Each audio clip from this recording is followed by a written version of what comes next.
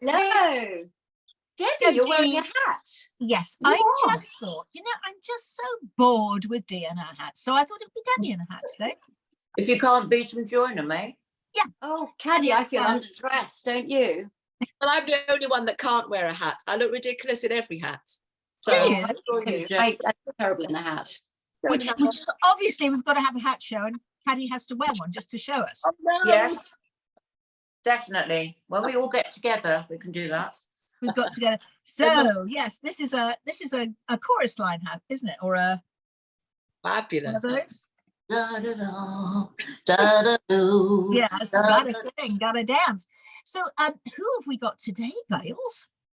We have got the gorgeous, the talented, the amazing Anton Phillips. Ooh. Hello. Oh, Anton. Hi, hello, how are you? Yes, good. Anton, I'm so excited that you're on our show because my mum, Sylvia, absolutely adored you and just thought you were so amazing in so many different ways. And because you were in her show, Space 1999. Yes, indeed. I remember the first time I went there because I was in a play at the King's Head Theatre in Islington, and Michael Barnes came to see another actor in the play. Yes. And invited me to come and meet Sylvia at Oh. Pinewood. So I then went down to Pinewood Studios and met her and met this wonderful, charming lady who invited me to come back and play the part of Dr. Bob Mathias. Oh, yes, I remember Michael Barnes as well, and the King's Head, of course. And I know that you've done some amazing theatre as well as space, but it was a very special time for you, wasn't it? Because I know that the series was very as successful as it still is. Yeah, so well, special way in more than one ways because I'd only recently gotten married as well. So I was a new husband, and my then wife Judy actually appeared on the show because she is an actress as well, and she came into 2 episodes. Wow. The first episode she came in, Peter Bowles killed her. I can't remember the name of the episode. And Sylvia looked at the rushes and said, "Oh no, we can't have that. We have to have Judy back." So she came back and did another episode. I know, because she loved keeping it in the family. It was very much a family, wasn't it? Yeah. It was lovely.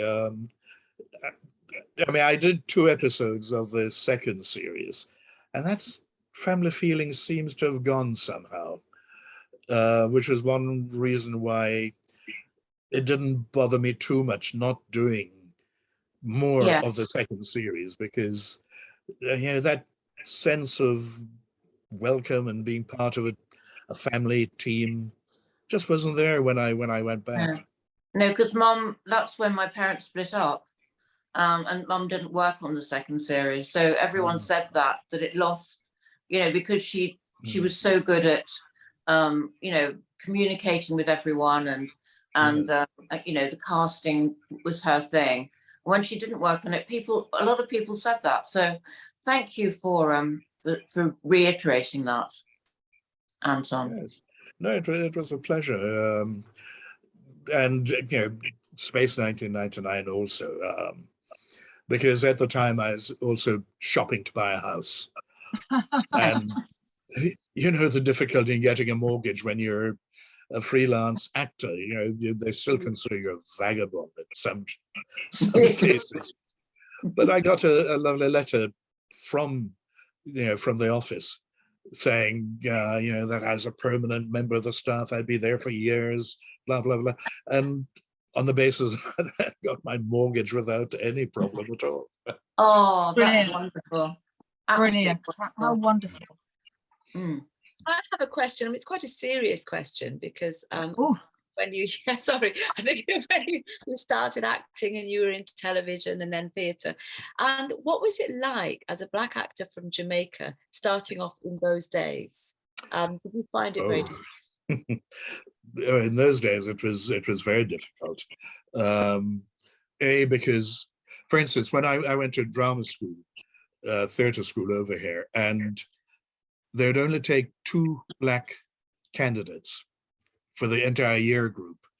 And they And stayed. the idea was that they only take 2, 1 man, 1 woman, because there's no work for us out there. So there's no point training us up.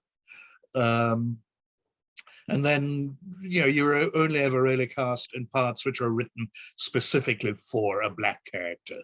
You wouldn't just be cast as, for instance, Dr.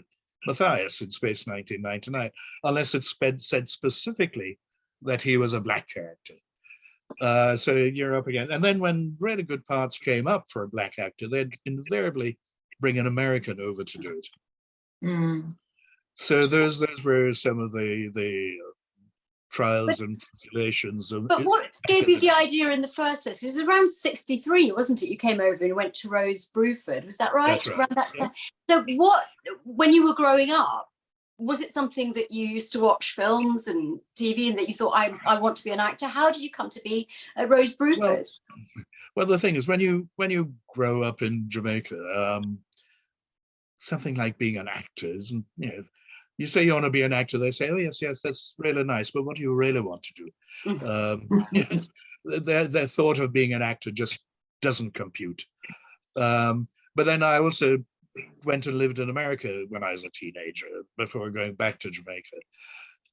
But even then, I'd always done plays in school from being very small. I remember the first time being on stage, I was about 4 years old. And there's this wonderful school called the Lottie Macmillan Hart Sunshine School. And Lottie Macmillan Hart was this very wonderful headmistress, founder of the school, and dedicated to theatre. So she just used the school to put on all sorts of plays and light opera even. So the first thing I remember was being a pirate, playing a pirate at the age of about 4 or 5 in the Pirates of Penzance. Wow. And the only thing I remember about it is coming out at the end and taking a bow, a very formal bow from the waist, and the applause was thunderous. I thought, oh, maybe that's where the bug started. But Yeah, I'm sure. Yeah. that applause. Yeah, always, isn't it? It's just like, Yeah. oh, yes, please, I want more. More of that, please. Yes. Mm. So I'd always been involved in theatre, but never really considered it as a profession. But then could never really decide what I wanted to do, because obviously, I was expected to go to university and study something really sensible.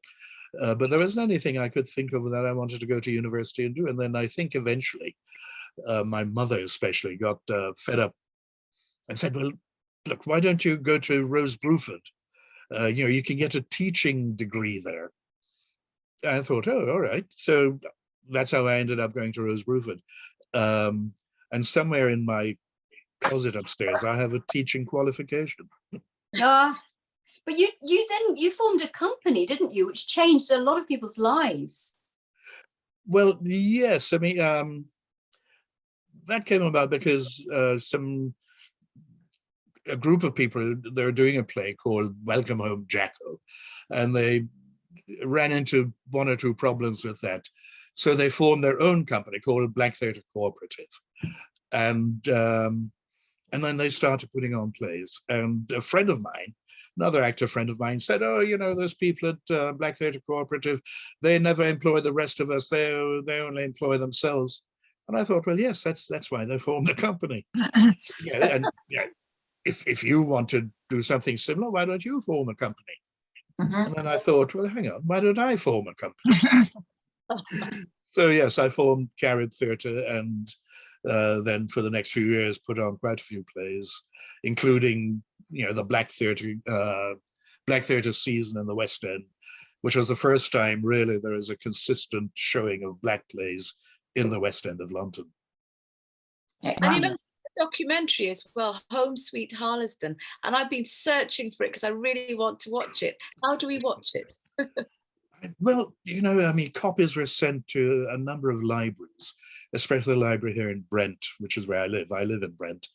And I don't know. I mean, I've got a few copies here, of course. I mean, I'd be happy to send one too. But that was a really joyous thing. But it was done as a documentary, because it was, by documentary, I mean documenting the early lives of a number of immigrants from the Caribbean. You know, we're in Windrush season as it is now. And it was these people talking about their lives, their expectations, what they found when they arrived. And there's just some charming, charming stories in that. That's an amazing history now. It'd be amazing if they put that on the BBC now. Yes, it would be. Yes. We did a program, actually. We did a Wonderbird show last week with Angie Greaves on the Windrush celebration of 75 years. And it was most interesting, wasn't it, girls?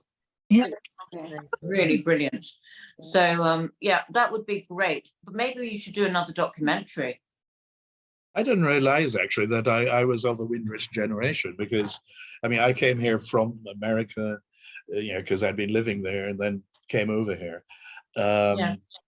And yeah, just sort of slid into British society, went to school, and drama school, that is. And I went to an exhibition a few years ago at the Oxo Gallery on the South Bank, which was about the Windrush generation. And looking at the dates, I thought, oh, I'm one. I know. But not many of you became actors. I mean, I was Sorry. a very, very great friend of Mona Hammond. Oh, yes, yes. And who we lost recently. She played, Yes. I was with her in EastEnders, and we became great friends. And Mona, I mean, she was a groundbreaking actress as well in this country. Yes, yeah. And it was so hard for her to get going to start with. Yes, yes, absolutely. Probably even harder for a woman than it was for a man. Yeah. You know, because very often in those days, you know, the only parts that women were offered were, you know, hookers, or, you know, servants, or, you know, some really menial characterizations. Exactly. But Mona was a terrific friend of mine. We worked together more than once. Yeah. And of course, she was one of the founders of Tallowa Theatre Company as well. She was just amazing. I had such adventures with Mona. She was very naughty. She was. Well, I shared a flat with her in Nottingham when I went to Nottingham Playhouse at one of my first jobs with Richard Eyre. And Mona and I shared a flat, and she was very naughty. She was very naughty, and she loved dancing. Yes, Loved dancing, loved partying. She was very bad. Very naughty, but lovely. And I remember one night we'd had you know, a couple of little glasses of wine, or perhaps a little bit more.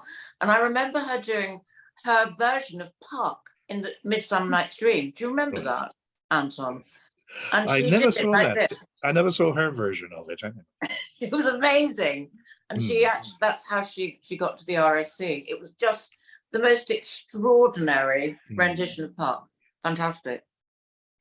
One of the things I remember about Mona, I don't know if you experienced this when you worked with her, she got very, very nervous as we got nearer to the opening night, almost to the point of, you know, scratching fingernails down her cheeks and leaving great marks and so on. She really had to be calmed down. Of course, once she stepped on stage, she was just electric, but I only worked with her on television, so it's a whole different thing, you know. It was all, yes. It was all very, very relaxed, but I just loved her and her skinny legs, and I miss her. I miss her. She was great. She was just great. We had so many adventures together. You know, we went on a few cruises together, and then we went on holiday together. And I just, you know, she was one of the best people, Yes. Yes. I mean, I knew her for years and years and years. In fact, I don't know if you know that her husband, John, used to import embroideries, incredible embroideries from China. Really? Yeah. This is going way back, and he'd supply people like Harrods and other top shops with these incredible embroideries. But he'd invite friends around first, or they, I should say, would invite. So, you know, we'd go around and there'd be this, because what used to happen is the buyers would go to China and this is how he described it, and they'd be like literally a rope right across a big open area leading to the warehouse. And at a given time, the rope would drop and the buyers would run into the warehouse and just grab great big packages of these embroideries, which could Wow. contain anything. And some of them were really, really gorgeous. Well, they're all gorgeous, but some were antique and some were very modern. So we ended up buying a few, because then he'd invite friends around before selling them to Harrods, before sending them on to these top shops. Yeah, and you'd get them at a bargain price, basically.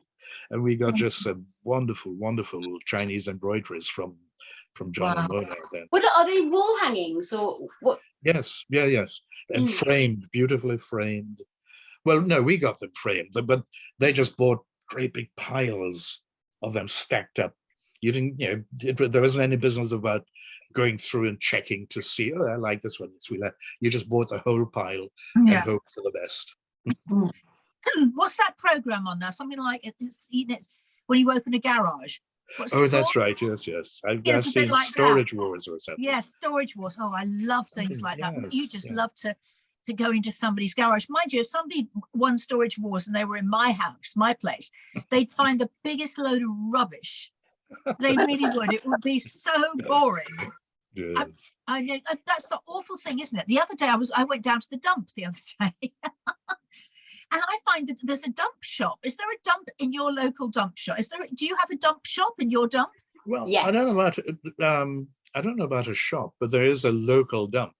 Yeah, at the local dump, they've now got a dump shop.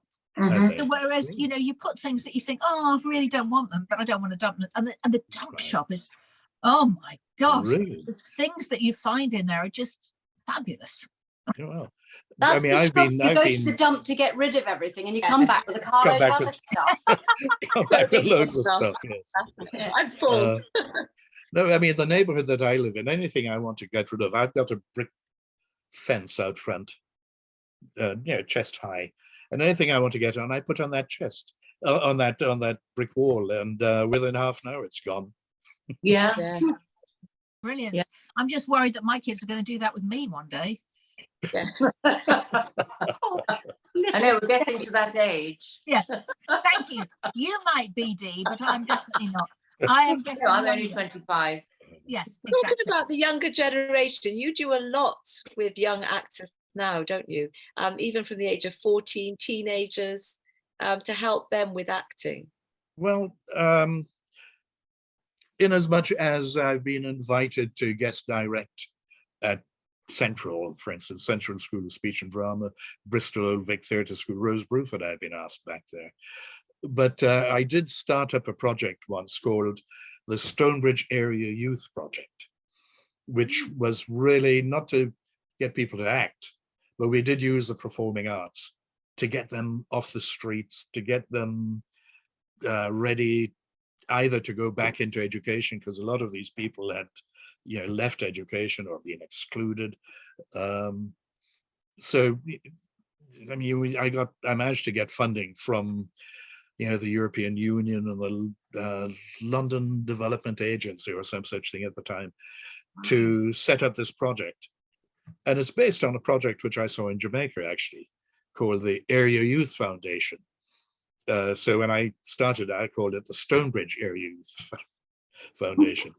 And that was very successful. It ran for about 4 years before the funders decided, oh, well, we give the money to somebody else, never mind how successful it is. Such important work, because it's going out of the schools. Performing arts is not being funded anywhere. And it's so important for people, especially even more so since COVID. So I just the message would get out there and people would fund it, because it's amazing. Well, I mean, so much for young people just isn't being funded anymore. I mean, and that's a problem which is coming back to haunt all of us, really. The fact that the youth clubs have been closed down, funding for all these things have been withdrawn, and so on. So you have a whole generation or two of young people out there on the street corners, nothing to do, no training, and it's something which. Well, they're just on their phones, aren't they, the whole time, and that's the problem. And I think that you know, I just the other day when I ran my phone over, sorry to keep going on about it, I ran my phone over, I murdered my phone, and I had to go out that night, and I went out without my phone, and I felt absolutely fantastic. It was suddenly no one could get hold of me. It just, Right. you know, I just felt so free, and I thought, we've got to start to, you know, we are so, all of us addicted, aren't we, to this phone? Yeah. I mean, it's just, it's a two-sided sword, isn't it? Because at the end of the day, you also have the knowledge of the entire human race at your fingertips. You know, you can, and I see how, for instance, my children, you know, the slightest question about anything, out comes the phone, and they give you the answer, because they just access things immediately, and not so much for just chatting to their friends, but they actually use it as a really vital instrument of today's generation. And they have all this information at their fingertips. The thing is, a lot of the people that we're talking about don't actually use it to get information. Yeah. They use it to play games, or, you know. Well, they're manipulated by the media, and that's another problem. Oh, yes. But you, Oh my God, we're going to become very political. Now we started off so lightly, and now we've got really grown up, haven't we? Haven't we?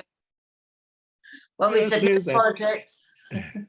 Yes, because I mean, this discussion is sort of leading to the young people in France at the moment, isn't it? yeah. Yeah. Very political there. Yeah. Very political. Very Oh, political. Anton. But can you tell me, guys, what actually happened? Who was that 17-year-old? What was he doing for this to all start? Why Well, did the they? problem was that he was a black teenager. What interested me, they didn't mention he was a black teenager on the news for about 3 days. And I was trying to work out what that was all about. Were they trying to calm the situation? Were they trying to not link it with George Floyd? I don't know, but it was very suspicious. But yes, it's a policing of black communities thing. Oh, Which is The thing is, he was in his car, and he was stopped by the police for reasons we don't know, or at least I don't know. And he'd started to pull away, and they shot him dead. Apparently he was in a bus lane. That was all. Oh, he was in a bus lane. That's why they stopped him, for which they killed him. Trying to drive out of the bus, shot him in the face. I mean, it's Terrible. and it is. But violence, I suppose, is not the answer. One, God knows. I really don't know. It's we're in a weird society these days. We really are. Yes. Anyway, we want to end on an up note. What are you doing at the moment, my darling? Well, I've been doing some writing, and I'm planning an event, shall we say? Because there are a lot of black actors who've contributing to us getting to where we are now, where we've actually got stars who have been just not recognized, not celebrated. So what I want to do is put on an event which will honor these people, drag them out of their homes, because a lot of them are, very old people now, and and have just not enjoyed the recognition that they're due, and the contribution that they've made, which has made it possible for those people, those faces we see on television now. That's fantastic. That's Wonderful. amazing. That's amazing. Yes, will you keep in touch with us, darling, on that? Yes, I will. Because we'd like when is it, Anton? and come. I can't say too much about it now, because we've got a couple of sponsors, and until I come to an agreement with them, I'm hoping it will be in November in the West End, but beyond that, I really can't say too much more. Well, we'd love to come. Yes. Yeah, can we come? Yes, yes, of course. It's open. Thank you. It'll be open, to the public, but mainly it's because we want to present these people, those of them who are still ambulatory, and those who have passed on, the Mona Hammonds of this world as well. just to call the names and call them out and say, hey folks, thank you. Yeah. Well, we'd Absolutely. love to, when you're allowed to talk more about it, we'd love to help you and see what help we can give you, because Absolutely. you are a trailblazer. So thank you very much. Thank you, Well, Anton. thanks for the offer, and I will let you know. Brilliant. Thank Thanks, you. Anton. Lovely to have you on the show. Okay, you thanks. soon, It's been a darling. joy. It's been a joy. Thank you. Thank you Cheers. so much. Bye. Bye Anton. bye. Bye. Oh, how lovely. What a lovely man. Gorgeous. It's just, do you know, my mum was really great at inclusion. They didn't call it that in those days, but she loved to, diversity in her casting, because, and she worked with a casting director, as he said, but she thought it was really important, the inclusivity of everything. And so, we're ahead of her time again. Anyway, we That all was know that. groundbreaking to have a major actor, black actor, in something as big as Space 1999. I It mean, that was. really, Absolutely. And he's so lovely. So He's lovely. as well. gorgeous. And Yeah. I know how much she thought of him, actually. His intelligence and, integrity and sensitivity. And Yeah. that all comes across, doesn't it? yeah, Yeah. Absolutely. Really. Mhm. Well, girls, we will see everybody on Tuesday. Is it Friday? What Yeah, day is next it? Tuesday. It's No. Friday today. See you next Tuesday. see you next Tuesday. See you next Bye, Tuesday. everyone. Oh. Bye. Bye.